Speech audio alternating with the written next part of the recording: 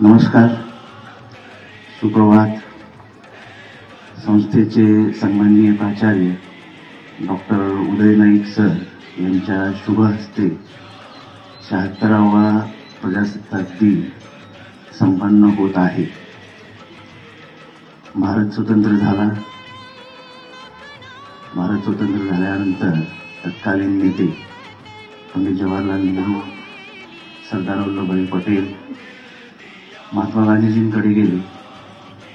त्यांनी महात्मा गांधीजींना विनंती केली की बापू, आता भारत स्वतंत्रतेसाठी काहीतरी विधान शासन आपल्याला बनवायचं आहे, तर काहीतरी मंत्र तुम्ही द्यावा, अशी विनंती तत्कालीन नेत्यांनी महात्मा गांधीजींना केली. यावर महात्मा गांधीजी म्हटले की मी एकच मंत्र तुम्हाला देतो की तुम्ही जे काही बनवाल ते बनवत असताना कायम एक गोष्ट लक्षात असू द्या की समाजातील जे दुर्बल घटक आहेत, समाजातील जे दुर्लक्षले गेलेले घटक आहेत,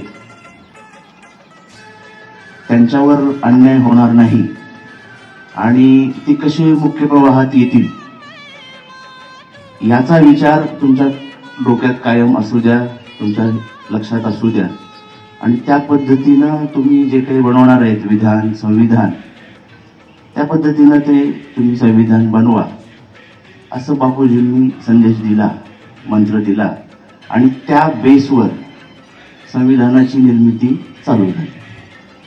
आणि बाकी इतिहास तुम्हाला माहीतच आहे.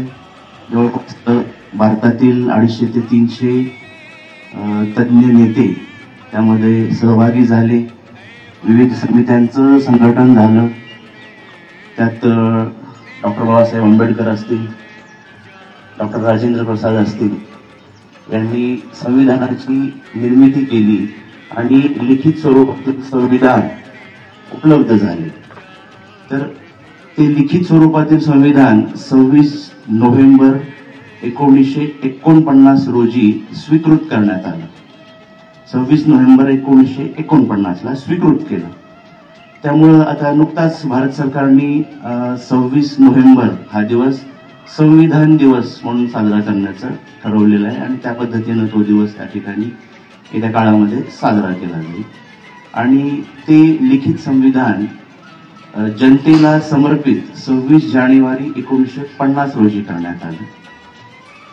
त्यामुळं आपण हा प्रजासत्ताक दिन म्हणजे खऱ्या अर्थानं लोकांच्या हातात भारताची सत्ता चालवायला देण्यात आली, म्हणून हा प्रजासत्ताक दिन व गणतंत्र दिवस आपण साजरा करतो.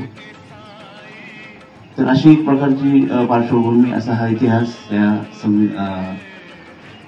गणराज्य दिवस किंवा गणतंत्र दिवसाचा आहे.